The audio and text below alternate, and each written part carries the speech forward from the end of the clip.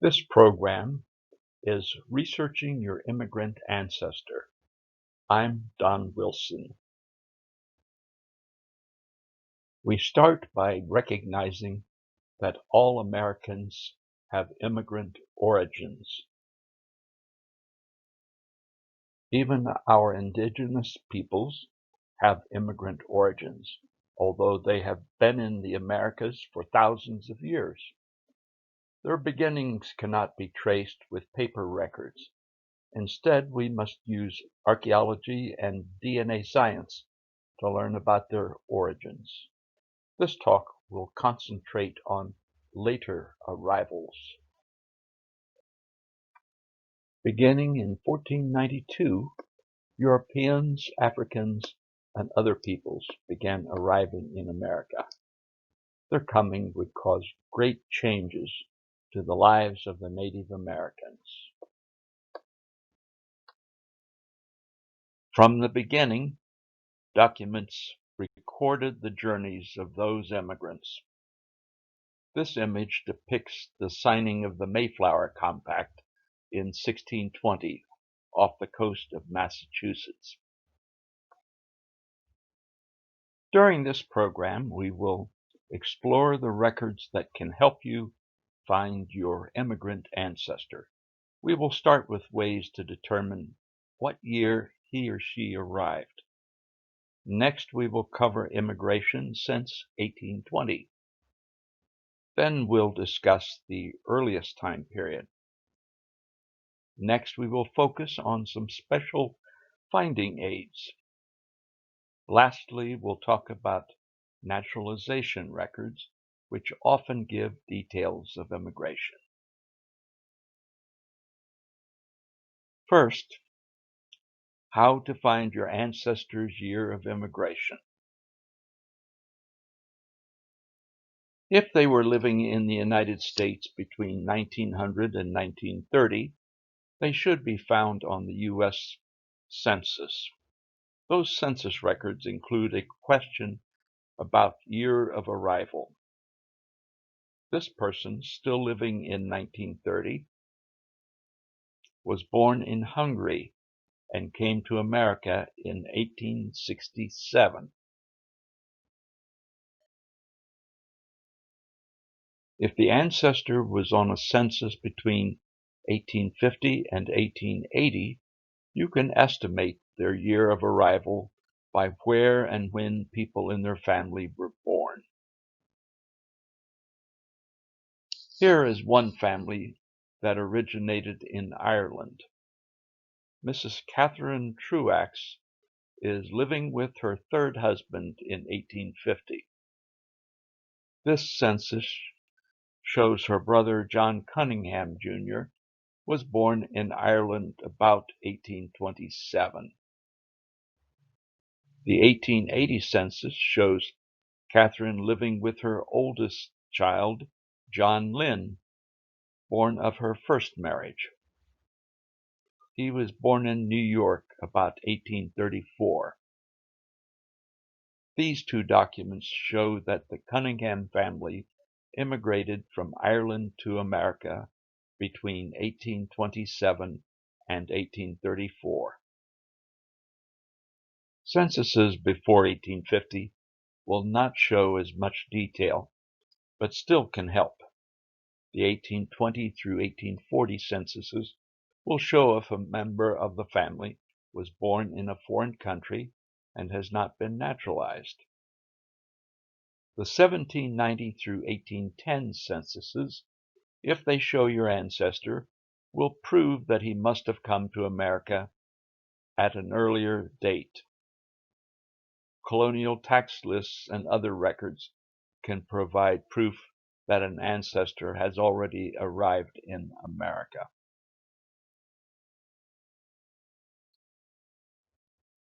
Since 1820, newly arrived immigrants to America have been registered by the U.S. government. This is a convenient place to begin our study of the records. The USCIS, formerly the INS, collect and report data on all immigrants to the United States. The historic records, particularly records before 1906, are kept by the National Archives. We are fortunate that most of the historic lists and many from the 20th century are now available online.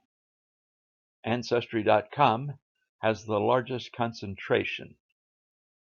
While it is a subscription service, all of its post-1820 lists are available through Ancestry's Library Edition, which is available free at many libraries throughout the country.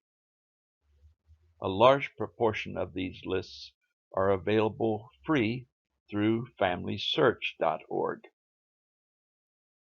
If you use FamilySearch for immigration research, I recommend you start with their wiki page called United States Emigration and Immigration.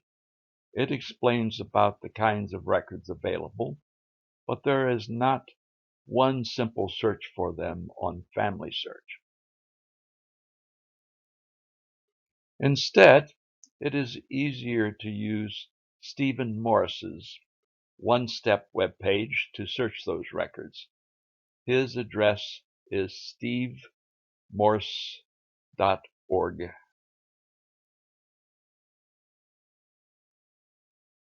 In contrast, Ancestry has a simple and comprehensive search that indexes all of its immigration and naturalization records. It will quickly show you if your ancestor's arrival is among their records. The early customs passenger lists from 1820 to 1891 have limited information. This list is for the third quarter of 1825 from Philadelphia. The names of the ships are in the right-hand column. The first two lines are all the passengers on the brig Charles. The first line lists Clarissa Hart, age 24, who is in transit to the West Indies with 3 children not named. Mary Jacobs, age 18, has the same destination.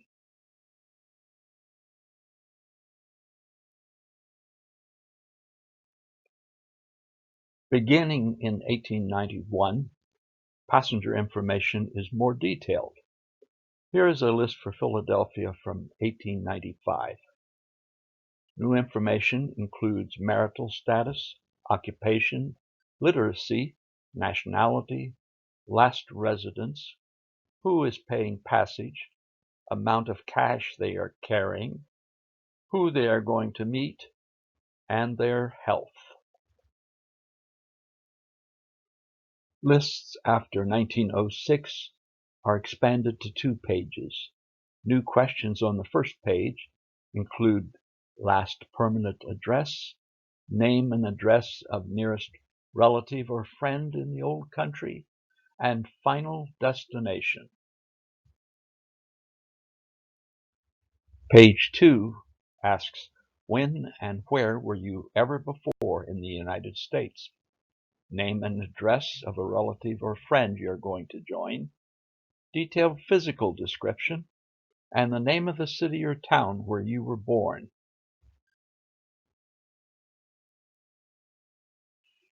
If you are having trouble finding your ancestor, you might try alternate spellings of his or her name, expand the range of years for arrival, try other ports of entry, look for other members of the family.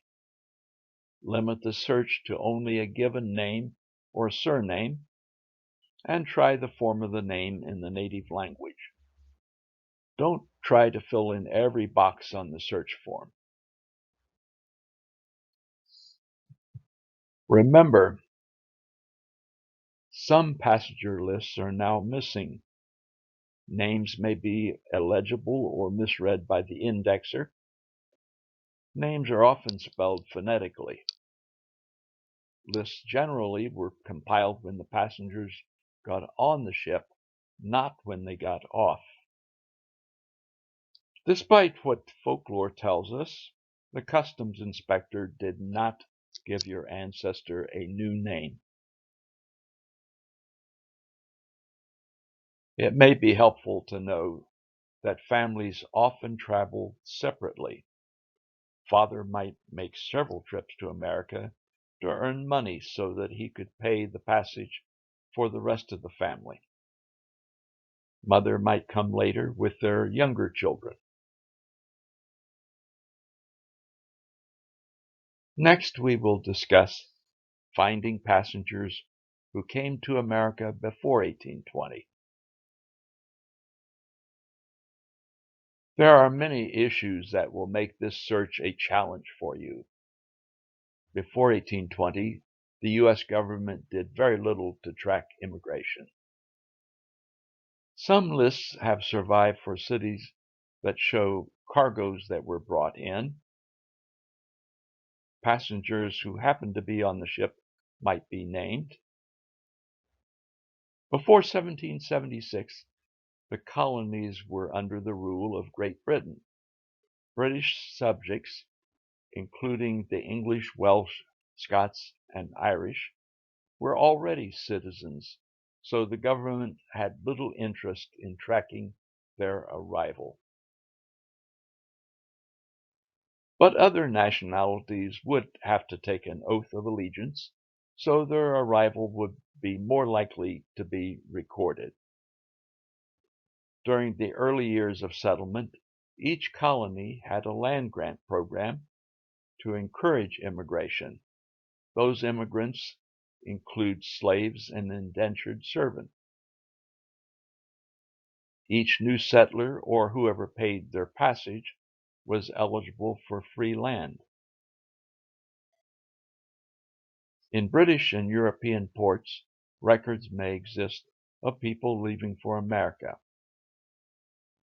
and people jailed for even minor infractions may have been transported to serve their sentence in America, and so a record was created. The number of sources that exist naming those early immigrants are staggering. Few people have the stamina to seek them out. Fortunately, there is a one-stop guide to the sources that have been found. It is P. William Philby's Passengers and Immigration Lists Index. It is on the commercial version of Ancestry.com, but not on the library edition. The publisher, Gale Research, sells it as a separately licensed database for libraries.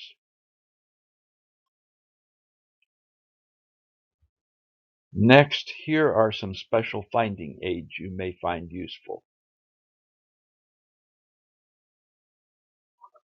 Philadelphia has cargo manifests for the period 1800 to 1820. Here are the passengers on the ship that arrived in June 1800. They include 5 women. Adelaide Solaniak came with her 3 children. They had 4 trunks, 1 box, and a looking glass. Some foreign ports have detailed lists of people leaving. This list from Hamburg, Germany, dated 1855, includes the birthplace of each passenger. Franz Schultz was born in a town called Goldberg. After immigrating, people often lost touch with their families. Newspapers of the time contained classified ads helping people reunite. The files of the Boston Pilot have been abstracted for ads placed by Irish immigrants. They are surprisingly informative, naming the missing person, his or her exact place of origin, the place where they were last heard from, and the relative who is trying to make the connection. Finally, we will have a brief overview of American Naturalization records. While America was a collection of colonies, they were governed by the laws of Great Britain. Foreigners could receive citizenship through the courts or parliament in Britain or in the colonial courts in America. Those surviving records have been generally published. The United States first passed a Naturalization Act in 1790. During the first 2 decades, the requirements for citizenship changed frequently. For most of our history, a person could apply for citizenship after 5 years if they filed a notice of intention 3 years before. After the Civil War, it was settled that all persons born in the U.S. were citizens. Various ethnic groups were restricted from immigrating or becoming citizens late in the 19th century.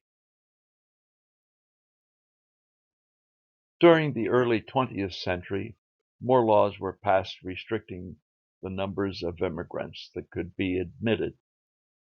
In 1965, all national and ethnic quotas were abolished, though the total number of immigrants admitted may be limited. Americans can sponsor near relatives coming from foreign countries. The best single index for colonial naturalization records is Lloyd Boxstruck's book, Denizations and Naturalizations of the British Colonies in America. It contains over 13,000 names. Although it can be found at Ancestry.com, it is not on Ancestry Library Edition. Here is a sample page from Boxstruck's book. It cites records of all the colonies, but does not cover denizations from courts in Britain. It gives the date and the court involved. It may include other facts about the immigrant. Here is an example of an early naturalization record from the U.S. District Court of Maryland, dated 1843. Peter Henry Ahrens, a native of the city of Bremen in Germany, is made a citizen of the United States, having renounced allegiance to the Hanseatic government. He is now a resident of Baltimore. A majority of naturalization records have not yet been published online. In some cases, the only records online are the indexes to those records. This is an index to the U.S. District Court of New York City. It shows that Isaac Aaron, a tailor from Germany, living at 268 7th Avenue, was naturalized on 26 October 1878. This card gives the book and record number and names the friend who acted as his witness and lives in the same building.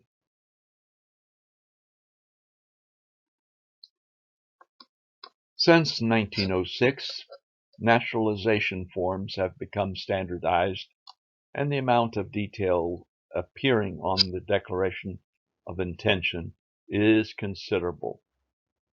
Here is the declaration of Gorman Nikolai Borgeson, an engine fitter living in Brown County, South Dakota.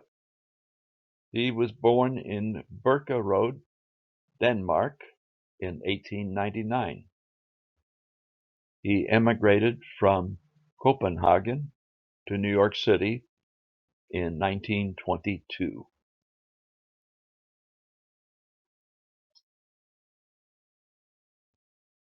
Naturalization record you need may be online at FamilySearch.org. Check the Family Search catalog for the names of the jurisdiction where your ancestor may have been naturalized. That may be under United States, a state, a county, or a city. See what court records are available. If remote access to those records is blocked by a camera with the key icon, you may have to visit a family search center or an affiliate library such as RELIC to see them.